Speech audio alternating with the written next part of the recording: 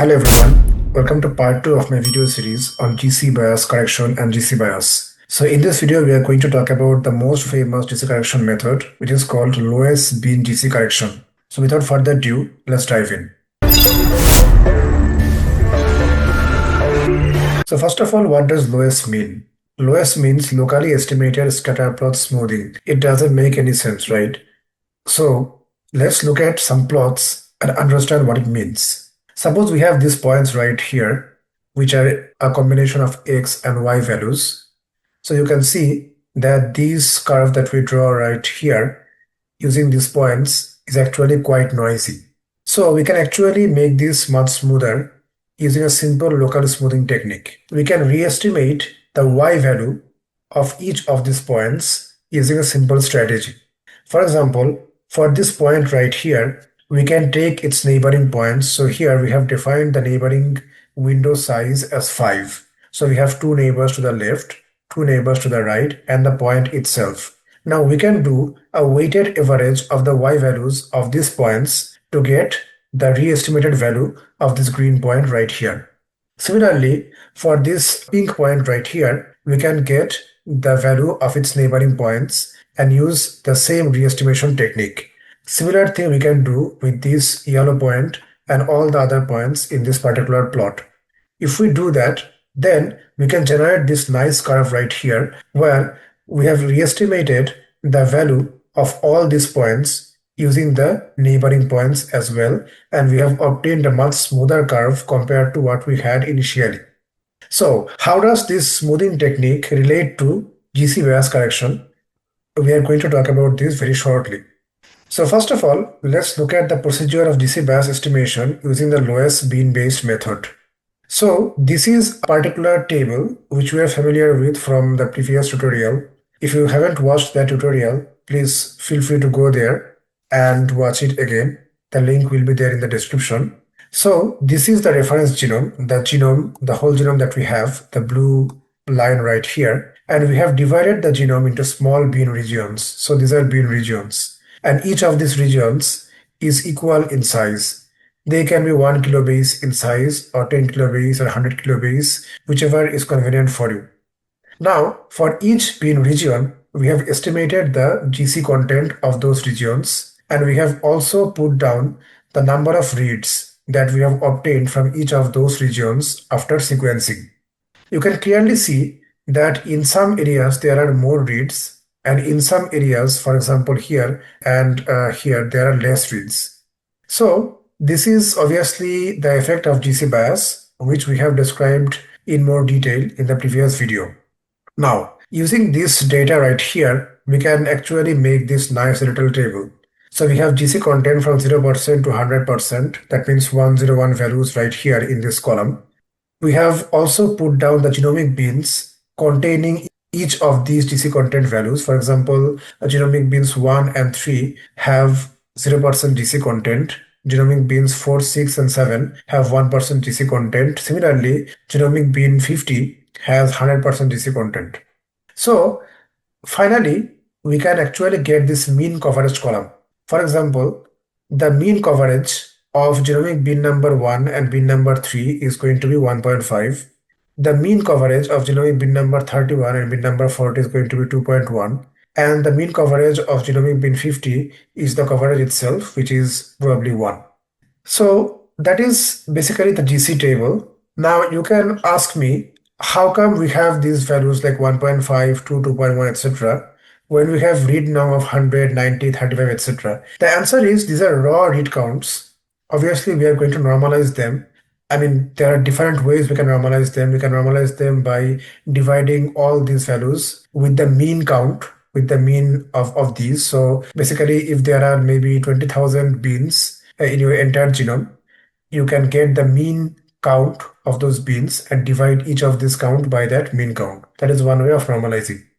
Okay, now that we have done that, we can put GC content in the x-axis and mean coverage in the y-axis. Now, this plot will not be this beautiful, it will be quite noisy, and that is why we need the lowest smoothing technique, which we showed you in the previous slide. And then we are going to get this nice smooth GC bias curve. Okay, we have the GC bias curve, but how do we correct for this GC bias. So we have to estimate GC correction factor for each bin. So how do we do that? So here you can see we have the GC content and mean coverage again as a GC bias plot. Here in the blue area, in the blue arrow area, the mean coverage is actually smaller than what we expect. It is actually less abundant, artificially less abundant than it should be.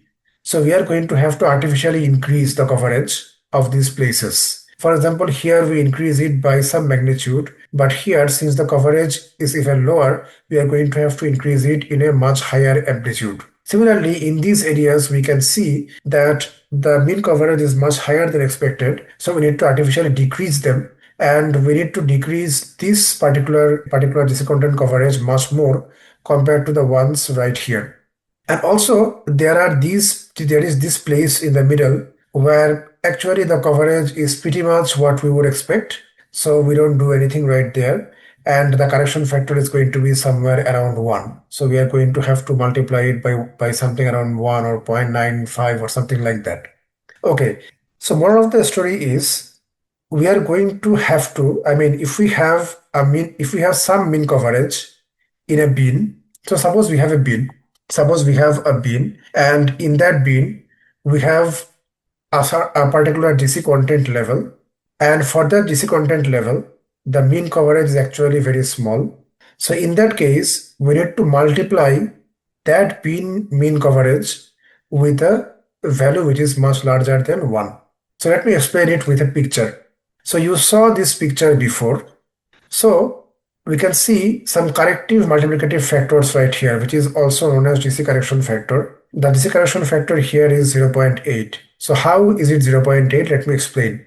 So in this particular bin, the GC content is 50%. So you can see that at the 50% level, we should artificially decrease the mean coverage. By how much are we going to decrease it? It is nothing but the inverse of the mean coverage. So if we invert the mean coverage, suppose we get 0.8. That means whatever read count we had right here, we are going to multiply it by 0.8. So if the read count here was 100, it will now be 80. Similarly, you can see here in 31% GC content level, I mean this bin right here has 31% GC content level. And this sits somewhere around here, right? Low GC content. And you can see we need to artificially increase it. So how much are we going to increase it? We are going to increase it to the inverse of the mean coverage. And that invert is going to give us a value much higher than 1. And here it is 3.2. So the value that we have right here, suppose if we had read count of 30 right here, the current corrected read count would be 30 into 3.2, whatever that is. I think that is something around 96 or something like that. Okay. So in this way, for the entire genome, for all the bins, you can correct for the coverage. So it is very simple. I will just repeat it briefly again. So you have all these bins in the genome. You have their GC content. You have their normalized read count. You can easily construct this GC bias curve using those. After that, you can invert these mean coverages and get the GC correction factor for each GC content level. After you get that, you can now get the corrective factor for each bin. For example, for 50% for this bin, the GC content is 50%.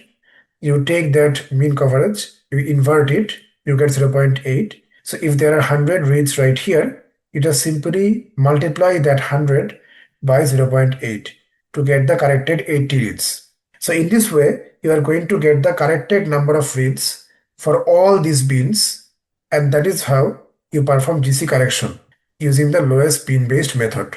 Hopefully it is clear.